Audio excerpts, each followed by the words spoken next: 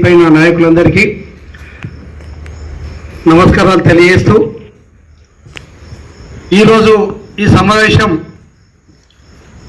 ఎందుకోసం పెట్టినామంటే ప్రతి మైన్ మీద కూడా ఈ మధ్యకాలంలో పరిణామాల మీద మన యూనియన్ ఏ విధంగా యాజమాన్యంతో పోరాడుతున్నది అనే విషయాలు సింగరేణి వ్యాప్తంగా ఏఐటీసీ ఆధ్వర్యంలో చెప్పడం జరిగింది. జిఎంఆర్సీల ముందు ధర్నా చేయడం కూడా జరిగింది.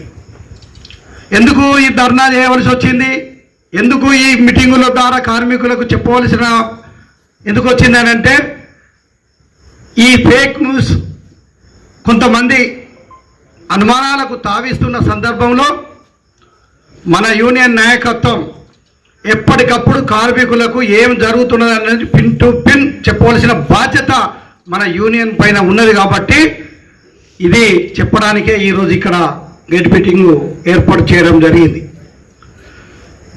ఇప్పుడు మన బ్రాంచ్ కార్యదర్శి ఏదో అనాలని కాదు, ఏదో మాట్లాడాలని కాదు, నువ్వు నేర్పేవాడిని ఆత్మవిమర్శన చేసుకో.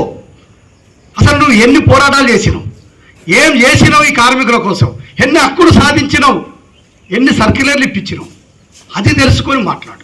ఇవాళ ఈ సింగరేణిలో అనుభవించినటువంటి ఏఐటీసీ నాయకత్వం లేకుండా, ఒక్క సంతకం ఏఐటీసీ లేకుండా, ఒక్క హక్కు ఏదైనా చూపించండి. చూపిస్తే మేము కూడా ఎస్ శబాస్ నువ్వు కూడా ఉన్నావు.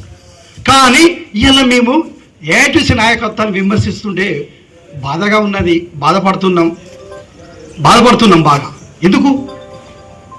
మాకు నిలువెల్ల గాయాలున్నాయి, నిలువెల్ల బాధలున్నాయి, కుటుంబాలకు దూరమై పెన్షన్లకు పోకుండా. నా పెన్షన్ ఎంత అండి?